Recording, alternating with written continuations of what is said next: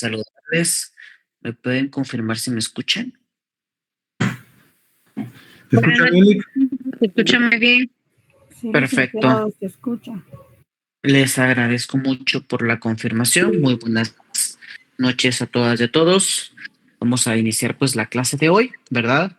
18 de julio del año 2025. Como pudieron ustedes observar, todavía no tengo acceso al tablón de clases en el rol de profesor. Espero que eso se solucione la próxima semana con control académico, pero o tal vez no con control académico, pero sí con informática, pero mientras eso sucede, pues en este caso les seguiré compartiendo el link en ese ya como comentario creado, ¿no? Les pido por favor que tal vez ese espacio, si en la clase de Classroom, no vayan a comentar para que la seguidilla de links vaya en orden y no sea tan confuso para todos, ¿no? Bueno, hoy vamos a tener una clase, eh, espero yo, ¿verdad? Bastante concisa en cuanto a dar seguimiento pues a lo que ya habíamos platicado en la clase anterior, ¿no? Eh, Platicábamos un poco, recuerdan ustedes, sobre que el Estado, evidentemente, aparte de las leyes, hay otras materias con las cuales se interrelacionan sus funciones, ¿no? Y estas funciones se interrelacionan con un objetivo claro, y es que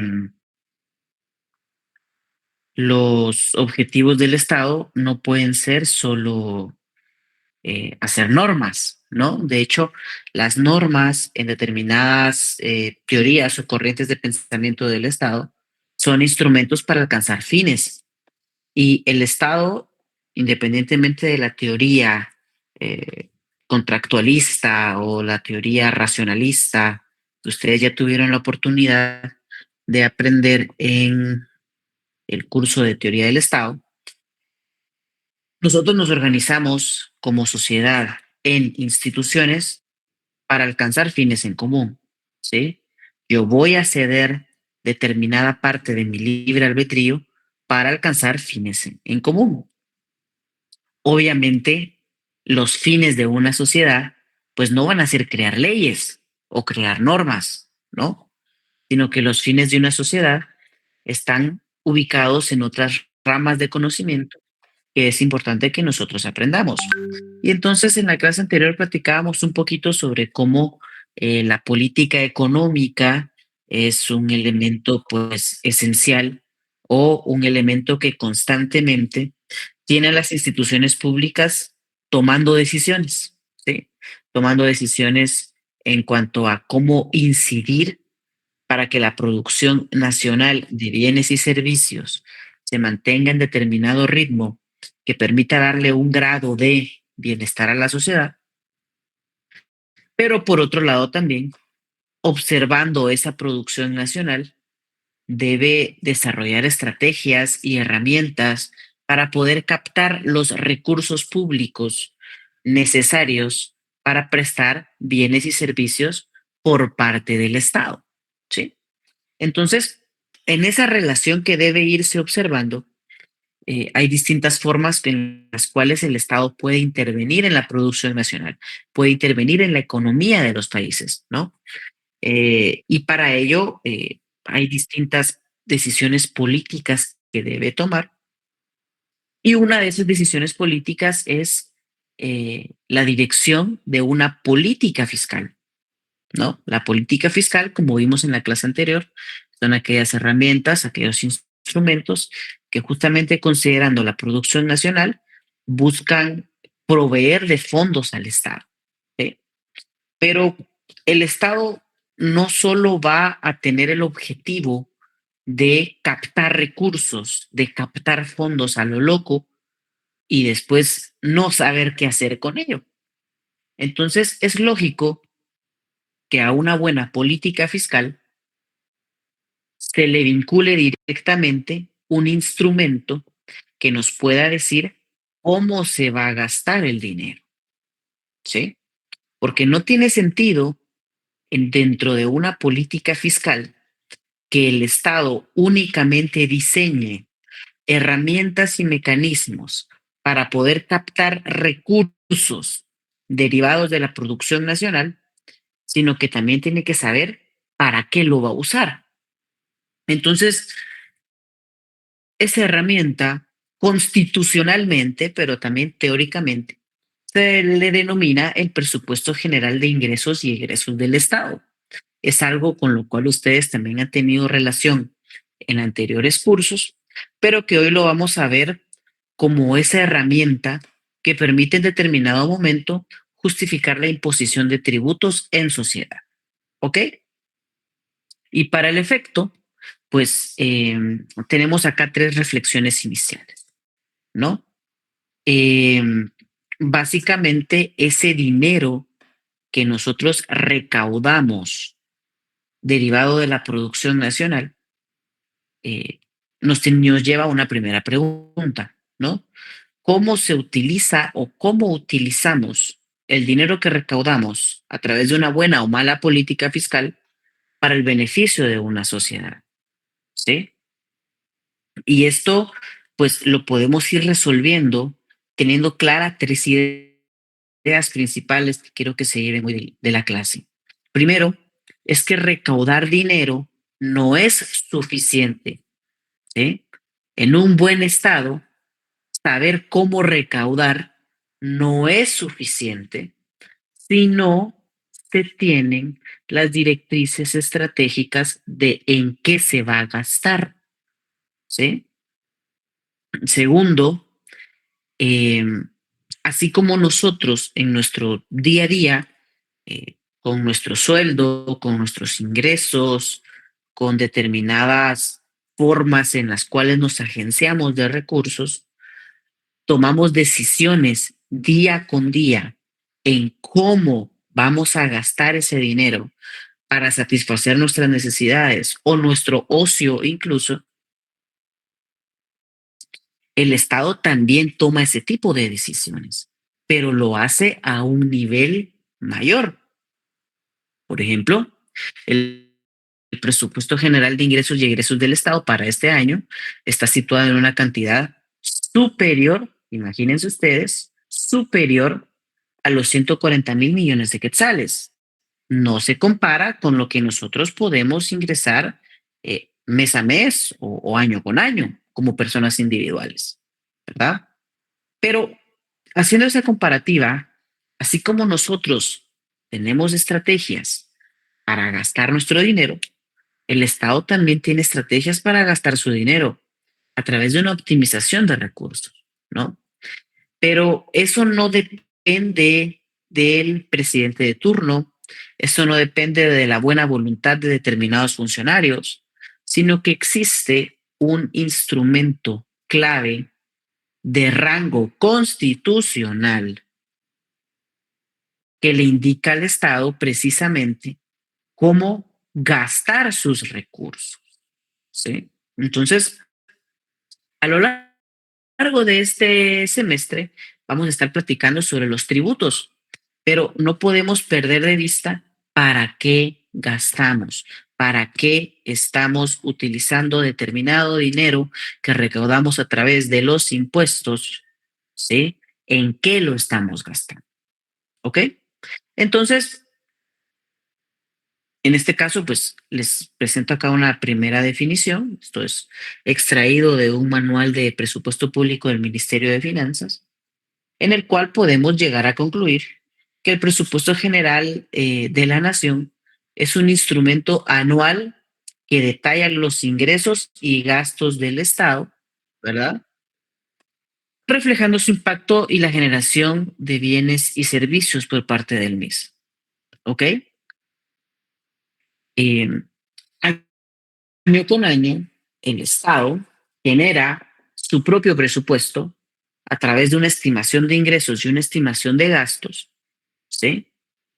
Pero si ustedes tienen la oportunidad, y lo vamos a tener, de leer la ley anual del presupuesto general de ingresos y egresos del Estado vigente, van a poder observar que hay determinados códigos y hay determinados renglones que nos indican cómo se va a gastar ese dinero de acuerdo a las prioridades de gobierno y su asignación para ello a las distintas instituciones. Porque recuerden ustedes, reflexionando de la segunda premisa anterior, así como nosotros tomamos decisiones día a día de en qué vamos a gastar, el Estado también, porque los recursos no son ilimitados, los recursos son finitos.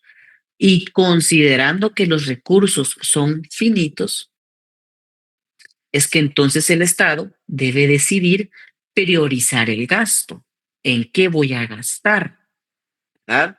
Le voy a asignar tanto a este sector, no le voy a asignar tanto a este, voy a invertir en determinada obra pública, en determinado departamento, en otro lugar no voy a invertir mucho en obra pública y así es una serie de decisiones estratégicas, pero que a diferencia de las personas individuales, el Estado sí tiene reglas, ¿sí? Para poder, en este caso, distribuir sus gastos con base a la recaudación de ingresos, ¿sí? Entonces, el presupuesto tiene 4 elementos claves, ¿sí? Y a lo largo de la lectura de todo un documento, como es la Ley General de Ingresos y Egresos del Estado para determinado ejercicio fiscal, tenemos 4 grandes elementos que conforman el presupuesto. Primero, son los ingresos, ¿ok? De hecho, ustedes van a ver que toda ley anual de presupuesto primero tiene el desglosado de los ingresos, pero no solo la cantidad, sino que nos tiene que decir de dónde van a salir. Entonces, hay ingresos que provienen principalmente de los impuestos, hay otros ingresos que dependen de las ganancias de las empresas públicas, ¿verdad? Porque hay determinadas formas de organización administrativa en las cuales el Estado ha considerado, pues efectivamente, constituir una especie de empresa que preste servicios, pero que a cambio cobre por los mismos, ¿ok?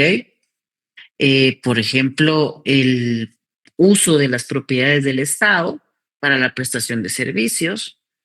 En la ley de contrataciones del Estado a esta figura se le llama la concesión, ¿verdad? La concesión es una forma de contrato público por la cual un tercero presta un servicio público a cambio de una regalía que le debe dar al Estado. El mejor ejemplo de ello es la autopista eh, Palín-Escuintla, ¿verdad?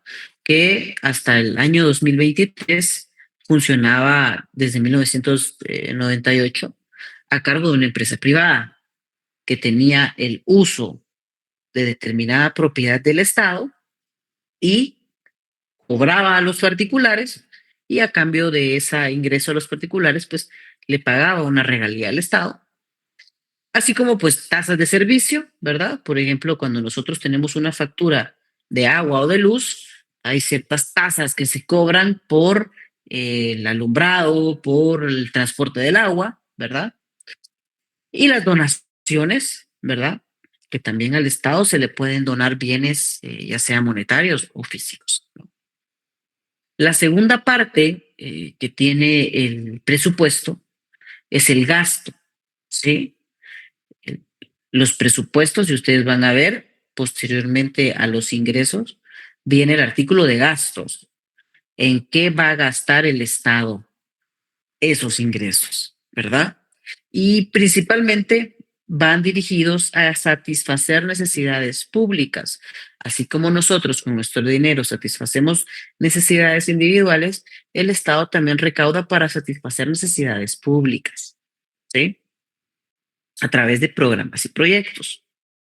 La tercera cuestión que se observa en este caso,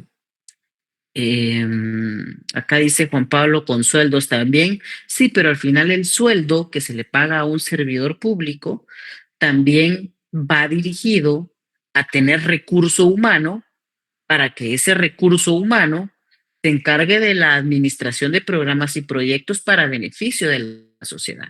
Porque lógicamente una carretera no se construye sola. Necesita un gestor que diga, acá necesito una carretera. Entonces, en este caso hay un cuerpo de ingenieros en el ejército, hay una dirección de caminos en el Ministerio de Cultura, perdón, el Ministerio de Comunicaciones, hay una Secretaría de Planificación de la Presidencia que indica pues cuáles son los objetivos de desarrollo. Hay personas que están detrás de justamente los programas y proyectos que ejecuta el Estado, a quien también se les debe pagar un sueldo y efectivamente también están incluidos en los gastos que debe realizar el Estado, ¿verdad? Como un tercer elemento entonces del presupuesto también está el resultado presupuestario. A esto hace referencia a que siempre las instituciones rectoras del presupuesto deben estar determinando si aumentan el déficit. ¿Eso qué quiere decir? Que los gastos superan a los ingresos, ¿verdad? O, o si existe un superávit entre comparar ingresos con gastos. ¿Qué quiere decir eso? Que los ingresos son mayores a lo que efectivamente se está gastando. ¿Sí? Y eso es algo que es muy importante tenerlo en cuenta al momento de generar tributos y de recaudar tributos. Siempre debe haber un equilibrio, ¿verdad? Porque los distintos resultados presupuestarios nos van indicando si necesito recaudar más o necesito gastar más, ¿verdad? Por ejemplo, nosotros como personas individuales, ¿qué nos conviene? ¿Tener un déficit en cuanto a que nuestros gastos son mayores a nuestros ingresos o tener un superávit en cuanto a que nuestros ingresos son mayores a nuestros gastos? ¿Qué escenario nos conviene más a nosotros como personas individuales cuando estamos administrando nuestro presupuesto? Superávit.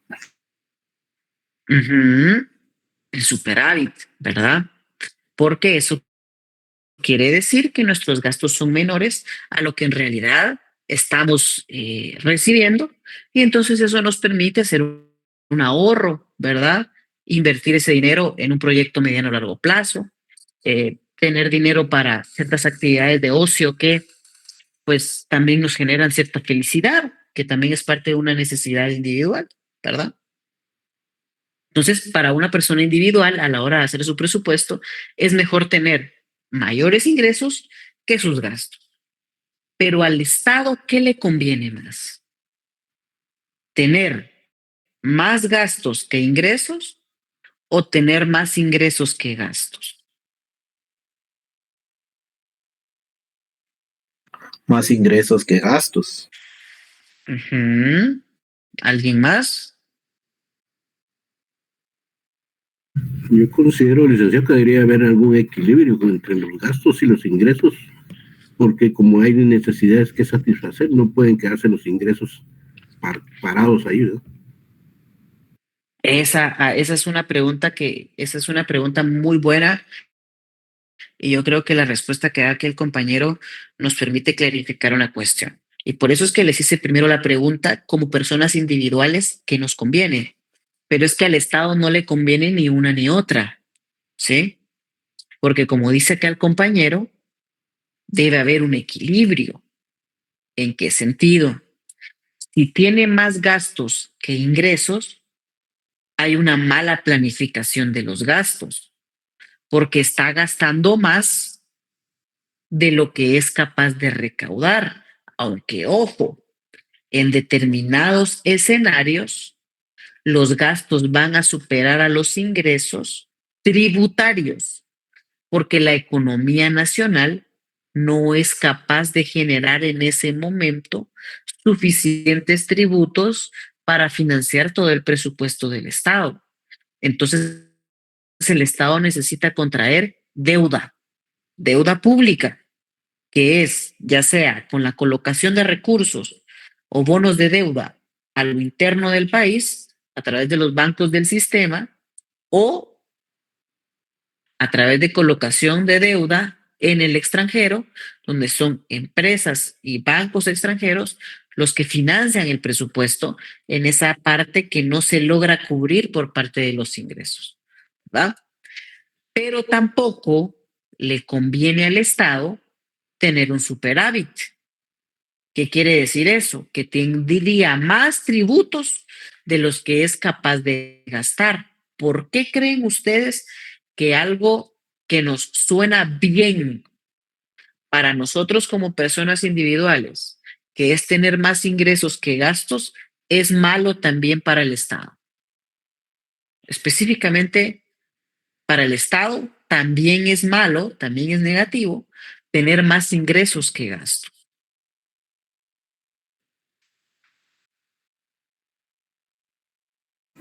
Porque se presta a la corrupción, licenciada. Puede ser una. No, miren, corrupción va a haber, ya sean menos los gastos o mayores los gastos. No va por ahí la pregunta, aunque es un buen punto el que usted toca y lo abordaremos también en clase. ¿Por qué creen ustedes que a diferencia de nosotros como personas individuales, que podemos ir haciendo un ahorrito con lo que nos sobra de la comparación entre ingresos y gastos, por qué creen que para el Estado es malo también eso? Porque reduce el presupuesto. Sí, pero para llegar a la respuesta correcta, para el Estado es malo, porque eso quiere decir que también planificó mal, ¿sí? Un poquito acá también lo que dice Juan Pablo. El Estado no es como ustedes o yo, ¿sí? Que su meta es tener guardadito el dinero para ver si después se compra una casa. No, hay necesidad, hay gente que el día de hoy necesita comer y que la economía no le da los suficientes ingresos para comer. Entonces el Estado tiene que llegar a cubrir esa necesidad. Hay personas que necesitan movilizarse de un lugar a otro. Entonces al Estado también no le sirve tener el dinero guardado, porque eso quiere decir, primero, que planificó mal, que no está cubriendo las necesidades de la población por tener ahorrado el dinero, pero es que además le está quitando dinero a los ciudadanos de por gusto. Porque entonces, ¿para qué les está cobrando tributos si no tiene la capacidad de ejecutar ese dinero? Mejor que se los devuelva, pero eso no existe, ¿verdad? Entonces, a diferencia de nosotros como personas individuales, el presupuesto público debe tener un balance entre ingresos y gastos, ingresos y gastos. Caso contrario, existe una mala planificación, porque o estoy gastando más de lo que puedo recaudar o estoy recaudando más de lo que puedo gastar. Entonces tiene que haber un balance, ¿sí? Y el cuarto elemento de todo presupuesto público es la deuda. Como se los decía en la explicación anterior, cuando la economía nacional no es capaz de poder producir los suficientes tributos, pero las necesidades existen, ¿verdad? Las necesidades existen. Entonces el Estado tiene que ir, ¿verdad? En este caso, al mercado interior o, en este caso, al mercado del extranjero, ¿verdad? A captar recursos a través de deuda, ¿sí? Entonces, ojo ahí con eso, ¿verdad? Eh, la deuda también es necesaria dentro de los presupuestos públicos. ¿Ustedes creen que existe algún país que pueda pagar todos sus gastos únicamente con los tributos?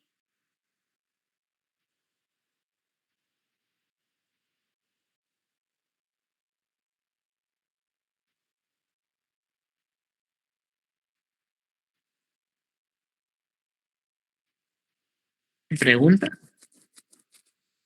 Quizás China, dice aquí Juan Pablo. Pues fíjate que hay algo bien curioso. Tanto Estados Unidos como China son los países más endeudados del mundo, ¿sí? Porque ni siquiera las potencias mundiales económicas son capaces de producir los suficientes ingresos para financiar sus presupuestos. ¿Por qué?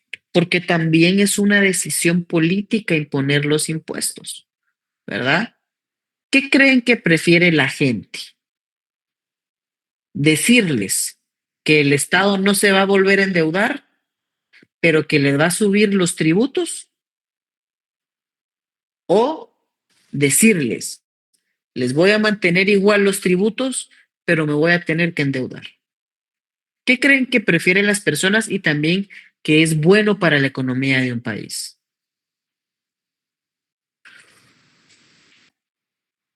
Deuda, dice aquí Juan Pablo. Sí, porque aunque no lo crean, al final, para poder mantener una producción nacional, el Estado debe saber hasta cuándo debe pedirle al ciudadano impuestos y por qué cantidad. Porque si le pide mucho, con la excusa de que así no va a contraer deuda, pues la gente ya no va a tener capacidad de comprar y de comerciar. Y entonces eso me va a generar una caída en la recaudación de impuestos, porque la producción nacional ya no está produciendo, porque el Estado se está quedando con todo, ¿sí? Entonces, les planteo eso, porque cuando se estudian los tributos y se estudia el presupuesto de los estados, muchas personas tienden a utilizar conceptos económicos aplicables a las personas como individuos y creen que así debería regirse el Estado. ¿Por qué el Estado está contratando deuda? No deberían contratar deuda. Bueno, pero si no contrata deuda, ¿estarías dispuesto a pagar más impuestos? Tampoco, ¿verdad? Entonces, año con año, el Estado debe tomar ese tipo de decisiones estratégicas como parte de su política fiscal que se manifiesta en el instrumento que todos conocemos como presupuesto general de ingresos y egresos del Estado. ¿Sí? Les voy a compartir acá también una noticia del año 2023, de hace 2 años, que denota que Guatemala, y voy a ver si también les encuentro algo más actualizado, pero denotan que Guatemala históricamente tiene un buen manejo de su deuda pública. De hecho, quieren saber también un dato curioso. De Centroamérica, ¿sí? De Centroamérica, Guatemala es el país que mejor nivel de deuda tiene con relación a su Producto Interno Bruto, que es un instrumento, y voy a compartir por un momento esta pantalla, que es un instrumento para medir la producción nacional, ¿sí? Y con relación a su producción nacional, Guatemala para el año 2023 tenía una relación del 30% de deuda. El Salvador, que es un país bastante afamado, es el país más endeudado de Centroamérica. O sea que por cada 10 dólares, vamos a decir así, que se producen en El Salvador, el Estado debe 7, ¿sí? Y así, Guatemala históricamente tiene un buen manejo de deuda en el país, en comparación con los países centroamericanos, ¿sí? Estoy acá tratando también de buscar alguna eh, otra noticia un poco más actualizada que les demuestre a ustedes, ¿verdad? Eh, que justamente Guatemala tiene un buen manejo de deuda, ¿verdad? En comparación de otros países, ¿verdad? Que en este caso están no muy lejos, están acá a la par de nosotros, ¿verdad? Ahorita estoy viendo acá una noticia, sí, una noticia del 2024. Esta es un poco más actualizada, les voy a compartir también el link, ¿verdad? Donde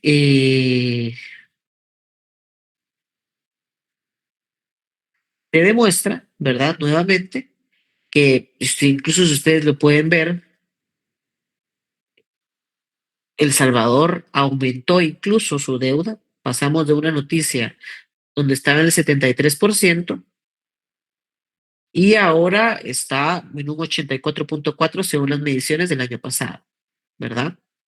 Entonces, y de hecho, ustedes pueden ver acá que Guatemala para el 2023 estaba en el 30% y ahorita está en su 27.5, o sea, incluso reducimos deuda el año pasado, ¿sí? Entonces, vean ustedes que establecer deuda para financiar presupuestos públicos es una actividad normal de todos los estados. Lo que debes tú decidir es hasta cuándo te endeudas, cuándo es sano tener una deuda y cuándo definitivamente tienes que producir más impuestos para no depender tanto de la deuda, ¿sí? Y Guatemala, pues, en ese aspecto, históricamente en la región, tiene un buen manejo de deuda, ¿sí? Aquí, como decía Gerson, esto data de 2 años, pues este artículo que recoge eh, las proyecciones y los estudios del Fondo Monetario Internacional del año pasado, indican que incluso Guatemala redujo deuda y El Salvador y otros países crecieron deuda, ¿sí? Entonces, aunque uno no lo crea al inicio, pero Guatemala, no solo con este gobierno, sino en todos, desde tal vez los 90, ha cuidado mucho el aspecto técnico. La gente en el Banco de Guatemala, que es la que participa sobre todo en este tipo de decisiones, son personas profesionales de carrera, técnicos, que nos tienen a la fecha con un buen nivel de endeudamiento razonable, ¿verdad? Dice aquí Juan Pablo Catalán, licenciado, ¿y esas grandes deudas serán pagadas o qué va a pasar con esas deudas? ¿Nos van a embargar territorio o qué sucede al pasar los años con los países endeudados como El Salvador? Bueno, aquí hay una cuestión que nuevamente les repito, ¿verdad? Nos invita a no pensar las finanzas públicas como si fueran finanzas personales, porque como aquí bien dice Juan Pablo, ¿verdad? Si yo tengo una deuda con un banco, yo como persona, y no pago, pues me van a hacer, en este caso, pues un embargo, ¿verdad?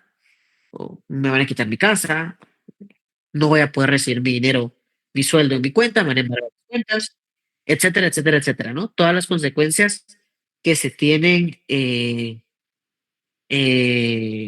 sobre si yo no pago la deuda. Pero, ojo ahí, los estados tienen dos grandes diferencias con las personas individuales. Primero es que los estados nunca se mueren. Sí. El estado de Guatemala desde 1825 existe. Eh, y segundo, los estados nunca van a dejar de producir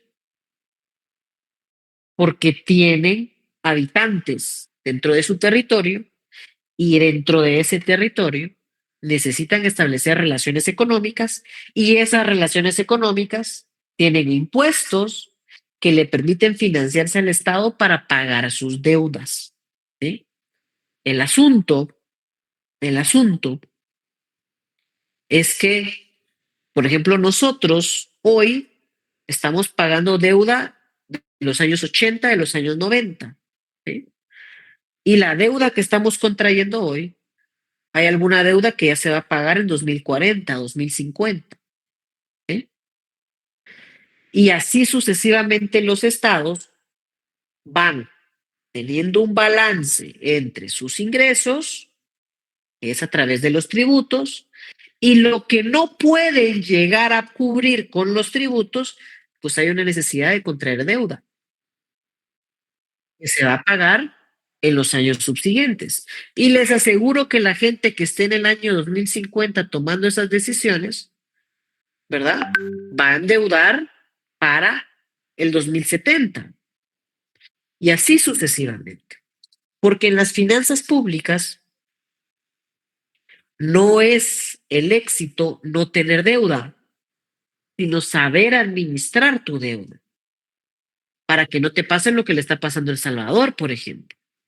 Bukele salió el año pasado diciendo que por primera vez en la historia el presupuesto de inversión de El Salvador iba a pagarse solo con tributos y que no tenía necesidad de contraer deuda. Y todas las personas dijeron, wow, qué buena decisión, qué buen presidente, no está endeudando a su país. Pero es que en realidad El Salvador tuvo que tomar esa medida porque ya nadie le presta, porque tiene niveles muy altos de endeudamiento. Entonces también el Fondo Monetario Internacional, el Banco Mundial, el Banco Centroamericano de Desarrollo, pues obviamente ya no le va a prestar dinero porque tiene una deuda muy alta, donde el riesgo es muy alto que el Estado, que El Salvador no vaya a pagar su deuda. Otro país que entró en default por exceso de deuda fue Argentina hace unos años, donde le tuvo que decir a sus acreedores, no puedo pagar. Y se tuvo que hacer una reestructuración económica para que el Estado tuviera otra vez capacidad de adquirir y pagar sus obligaciones. ¿Sí? Pero lo que voy yo con esto es que es una decisión política que se manifiesta a través del presupuesto público, cuántos tributos voy a recaudar y cuánto necesito de deuda para cubrir ese déficit. ¿Sí? En otras palabras, yo siempre voy a necesitar, como está, cubrir mis necesidades. Tengo que decidir cómo lo voy a hacer, con tributos o con... y cuál debe ser el equilibrio entre una y otra. ¿Sí? Marvin, levantaste la mano primero, adelante, y después va Sonia. Gracias, Lick. Pues tal vez en lo personal yo pensaría que sería buena la deuda para Guatemala, pero si fuera de inversión, como las carreteras, puentes y todo lo que llevaría a estar en una buena condición. Pero en este caso Guatemala ha tenido un problema bastante fuerte, que en carreteras están casi terminadas y no hay un lugar, o sea, la inversión que ellos ponen siempre se queda a la mitad. Todos los trabajos, las inversiones que ellos han tenido, lo dejan a la mitad y prácticamente se pierde ese dinero. Entonces, la deuda queda para Guatemala y para volver a recuperar ese proyecto, otra deuda y así sucesivamente. Por eso, Guatemala siempre, es cierto, puede tener deuda, pero va a tener problemas futuros por ese mal manejo de inversión. Sí, hace unos minutos una compañera ponía sobre la mesa el tema de la corrupción, ¿verdad? Y realmente al conocer el Estado, uno se va dando cuenta que es un problema sistemático, ¿verdad? Por ejemplo, Guatemala, no sé si ustedes lo sabían, pero tiene el kilómetro de asfalto más caro o uno de los más caros del mundo. O sea, es más caro construir acá carreteras que construirlas en Europa. Y aparte de determinadas cuestiones de materia prima, ¿verdad? También tiene mucho que ver con, pues precisamente los actos de corrupción y también pues la capacidad de las empresas. Fíjense ustedes que hay algo ahorita muy interesante en la ley nuestro y que se espera en agosto o en septiembre ya tener noticias al respecto. El famoso metro en Guatemala. Todos los gobiernos han dicho, queremos hacer el metro, y a todos los gobiernos se les termina su gobierno sin iniciar el proyecto del metro. ¿Y por qué? Porque acá en Guatemala no existe ni una sola empresa que tenga experiencia en construir trenes. ¿Sí? Entonces tú vas a lanzar un evento multimillonario para que te compitan tus contratistas. Te van a poner precios altos porque van a sobrevalorar la obra y no tienen la experiencia para hacerlo. Entonces, gobierno tras gobierno, el metro es un fracaso. La ampliación de los puertos. En Guatemala no hay empresas con capacidad de hacer dragados y construcción de muelles industriales. Entonces, como bien dice acá el compañero, si no tienen esa capacidad, dejan el trabajo a medias y después para arreglar ese trabajo a medias hay que volver a hacer otro evento y es más plata que al final, pues evidentemente es dinero de todos los guatemaltecos que todo lo vamos a pagar. Por eso es que este gobierno por ejemplo, ha tomado la decisión de hacer un convenio con el Cuerpo de Ingenieros de Estados Unidos y ellos se van a encargar de la ampliación, por ejemplo, del Puerto Quetzal. En agosto y septiembre también se espera firmar un convenio para que ellos se encarguen del avance de la primera línea del metro. Entonces, al final son decisiones políticas también de cómo se gasta el dinero, ¿no? Y eso depende mucho de los funcionarios públicos de turno, ¿sí? Porque si no va a ser un ciclo interminable. Así como puedes financiar esos proyectos de obra pública con impuestos, también los puedes financiar con deuda, pero si no tienes buenos contratistas, si no tienes funcionarios públicos honestos, van a ser obras de muy mala calidad que vas a tener que estar pagando cada 2, 3 años. Entonces, pero esas cuestiones son más de decisiones de ética pública y más de combate a la corrupción.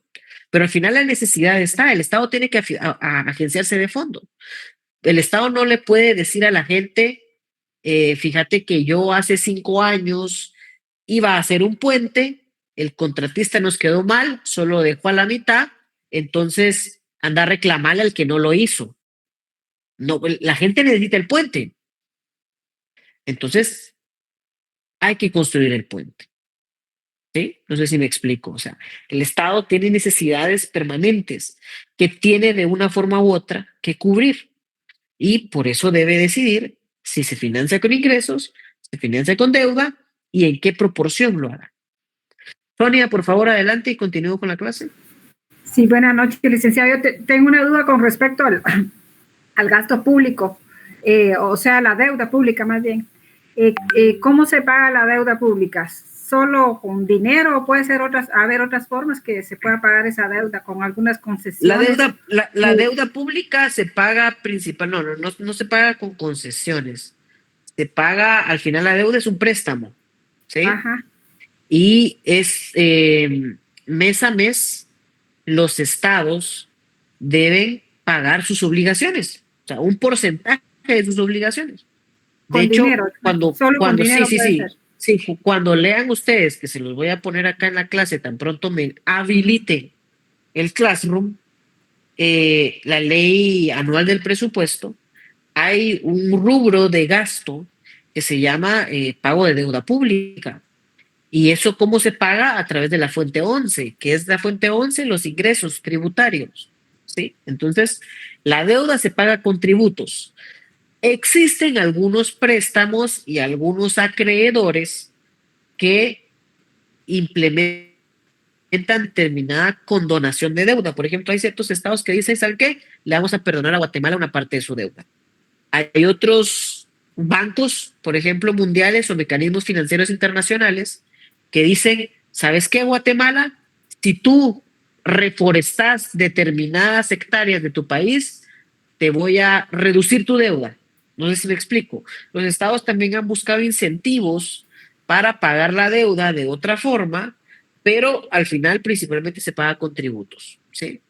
No vayan a creer ustedes que Guatemala tal vez en 20 años va a deber un poquito más y que va a venir a Estados Unidos, el Banco Mundial, y nos va a decir, mira, dame Petén. No, eso no pasa. ¿Sí? Ya, licenciado, Ok. muchas gracias. Perfecto. Bueno, entonces, marco legal del presupuesto, que es el instrumento esencial que le da razón de ser a los tributos. Si bien acá está eh, el fundamento legal, el primer artículo que ustedes tienen que tener claro es el artículo 238 de la Constitución Política de la República. ¿Sí? El artículo 237 y el artículo 238 de la Constitución. El artículo 237 de la Constitución indica el presupuesto general de ingresos y egresos del Estado, aprobado para cada ejercicio fiscal, de conformidad con lo establecido en esta Constitución, incluirá la estimación de todos los ingresos a obtener y el detalle de los gastos e inversiones por realizar, ¿verdad? Entonces, subrayado ese artículo 237 en sus partes conducentes, porque ese es el fundamento constitucional del presupuesto, ¿sí? Pero aunado a ello, el artículo 238 de la Constitución indica que debe existir una ley que se llama Ley Orgánica del Presupuesto. Y ese es el decreto 101/97, que lo tengo acá, ¿verdad? Ahí está.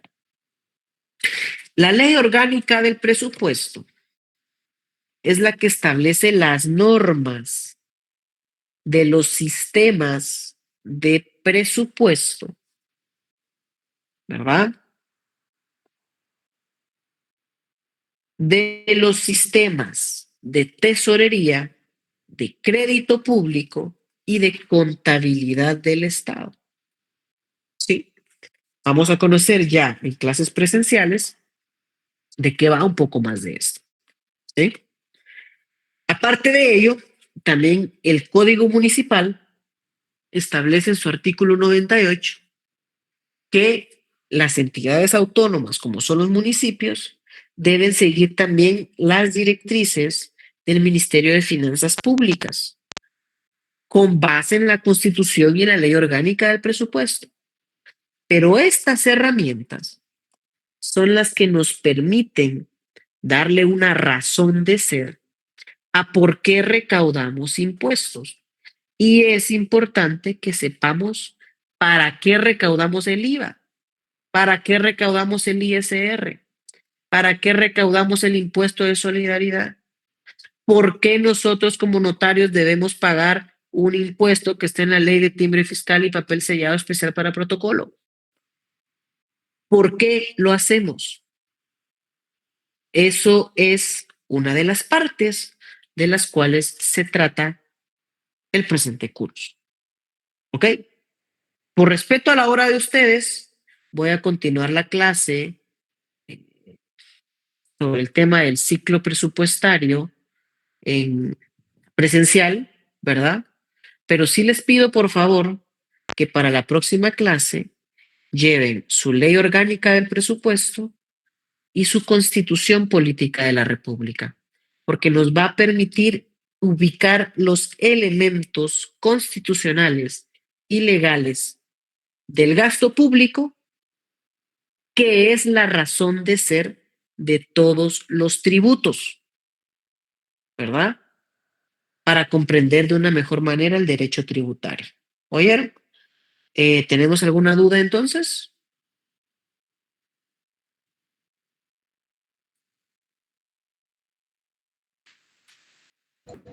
Todo claro.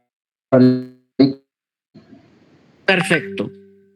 Bueno, si todo está claro y nadie se opone al comentario del compañero, nos vemos entonces el próximo martes ya en clase presencial. ¿Oyeron?